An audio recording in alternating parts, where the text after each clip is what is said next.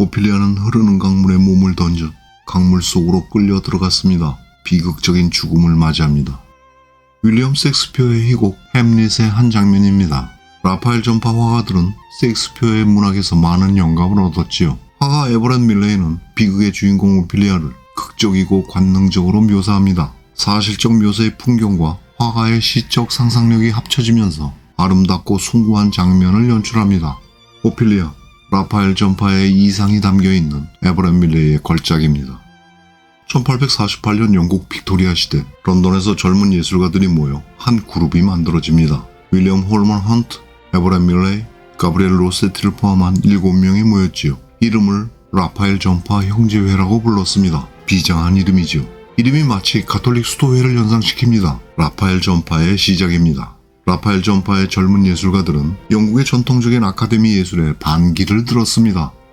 유럽의 예술가들은요, 수백 년 동안 르네상스 미술의 전설, 라파엘로, 미켈란젤로와 같은 위대한 예술가들을 숭배했고요. 이상화되어 있는 그 조형 방식을 따르고 있었습니다. 영국의 아카데미 미술도 예외는 아니었습니다. 라파엘 전파는 이 관습적인 예술의 접근 방식을 부정하고 매너리스트 예술가들을 거부합니다.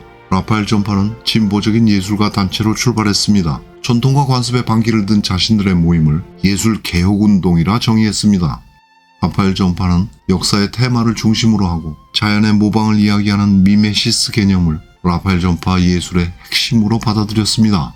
가브리엘 로세티는 낭만주의 문학과 미술을 연결합니다. 라파엘 전파가 처음으로 대중에게 알려지게 된 그림, 가브리엘 로세티의 성처녀 마리아의 어린 시절입니다. 로세티는 의도적으로 초기 르네상스 회화를 구현하고 있었습니다. 중세 프레스코화를 연상시키는 컬러톤과 마디에르, 복고풍의 화면 구성이 흥미롭습니다. 전통적인 중세 미술의 상징성, 그리고 사실적으로 섬세하게 표현된 그림, 19세기를 살고 있던 관객들은 많이 놀랐을 것입니다. 라파엘 전파, 프리 라파엘로, 이름 그대로 라파엘로 이전의 그림을 보는 듯 했습니다. 라파엘로 이전의 미술 양식으로 19세기 근대적 사실주의가 결합된 작품. 왼쪽 하단에는 가브리엘 로세티의 사인과 함께 라파엘 전파의 이니셜 PRB가 보입니다. 에버렛 밀레이의 작품 이사벨라입니다. 보카치오의 데카메론에서 등장하는 이사벨라와 로렌초의 이야기를 인위적인 원근법으로 구성하고 흥미로운 드라마를 연출합니다. 이사벨라가 하인이었던 로렌초와 사랑에 빠지게 되지요. 이사벨라의 오빠들은 여동생의 정략 결혼을 계획하고 있었어요. 그리하여 오빠들이 여동생에게 눈치를 주고 화를 내고 있는 재미있는 연출입니다. 왼쪽에 와인잔을 들고 있는 오빠의 모델은 라파엘 전파의 멤버인 미술 비평가 프레드릭 조지 스테븐스의 얼굴이고요. 그리고 이사벨라 옆에서 오렌지를 건네는 로렌초는 동료 화가 가브리엘 로세티의 동생 마이클 로세티를 모델로 했어요. 르네상스 고전의 재해석 흥미롭고 유쾌합니다.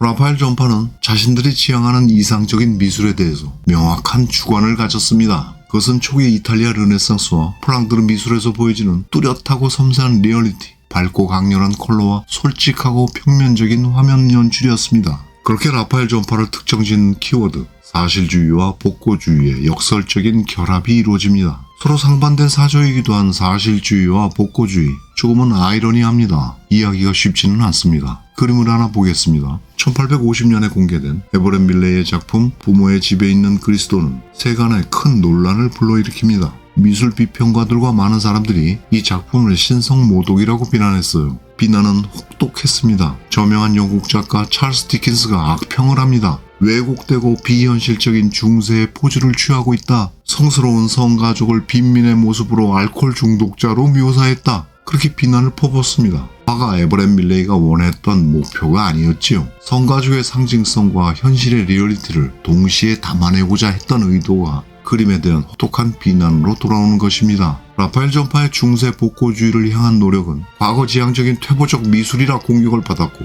사실주의를 향한 묘사와 표현은 조화롭지도 않으며 추하다고 비난을 받았습니다. 라파엘 전파 공동의 이상이 담긴 아름다운 걸작도 존재합니다. 셰익스피어의 햄릿에 등장하는 오피리아의 죽음을 주제로 한 작품, 오피리아가 강물에 몸을 던져 스스로 목숨을 끊는 장면입니다. 여주인공 오피리아의 모습은 극적이고 관능적이며 충실하게 묘사된 자연의 사실적 풍경이 놀랍습니다. 밀레이의 시적 상상력이 합쳐지면서 아름답고 숭고한 장면이 탄생했습니다.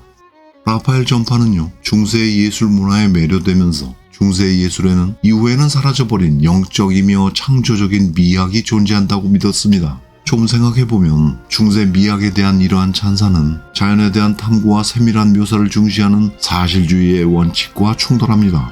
충돌할 수밖에 없지요. 중세의 미술에는 상징성이 가득하고 변형과 왜곡의 특징을 가지고 있어요. 비현실적인 이미지인 것입니다.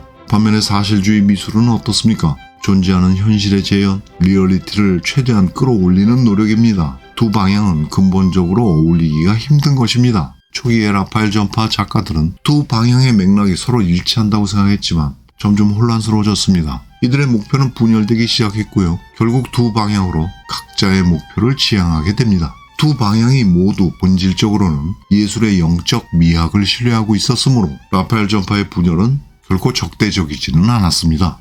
1856년 이후 가브리엘 로세티는 분열된 라파엘 전파를 이어가는 고리의 역할을 합니다. 가브리엘 로세티는 자신의 스타일을 변화시키면서 포아모 파타를 테마로 해서 중세 분위기가 더욱 강조된 작품을 열정적으로 작업합니다. 로세티가 찬미하는 복고주의, 중세주의는 자연에 대한 세심한 관찰을 강조하고 요구했던 사실주의와 근본적으로 충돌하고 있었지요. 그럼에도 불구하고 라파엘 전파가 사실주의와 중세주의를 동시에 지향하면서 유지되었던 힘은 라파엘 전파가 당시에 산업화로 비롯된 자연의 파괴와 물질주의를 반대하고 있었던 입장이었고요.